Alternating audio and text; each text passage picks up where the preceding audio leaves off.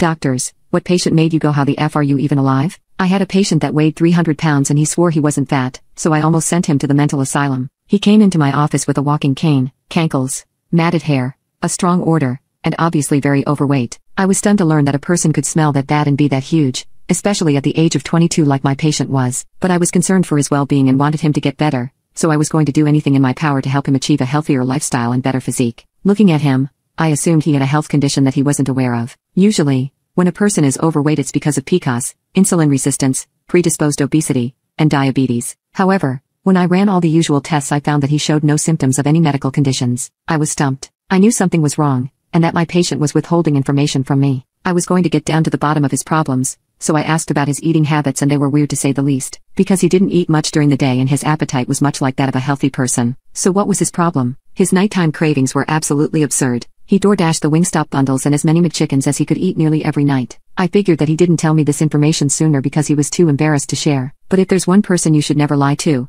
it's your doctor because they always know how serious a problem is. And my patient had no clue just how serious nighttime snacking is. Nighttime snacking seems so simple but it can induce depression, heart problems, high blood pressure, and the possibility of cancers and gallbladder disease. Your body needs to naturally consume as many calories before bed. I told my patient that we needed to tackle his absurd appetite. When I took a better look at them, the matted hair, the eye bags, the acne, the odors, I'm no psychiatrist but I'm almost sure that they were going through the fullest extent of their depression because of their nighttime appetite. I recommended that we start taking preventive measures and reintroduce new eating habits. As a precaution, I asked him if he was allergic to anything and he said he was allergic to water. I was a bit confused, so I asked him what kind of reaction happens when he drinks water. He looked me dead in the eyes and said it made him pee. Unfortunately, that is a feature of the human body, not a bug. I didn't think I would ever have to explain that to a person. Anyway, I recommended black coffee before bed and heavily suggested water as well to kill his appetite because something told me he wasn't drinking any water. I told him that if the coffee didn't work I'd look for something else. Somehow, my patient came back 3 weeks later 15 pounds heavier. He said he couldn't get past the bitter taste of black coffee and he was constantly craving 40-piece chicken nuggets, so he gave up and went back to his old habits. Luckily for him,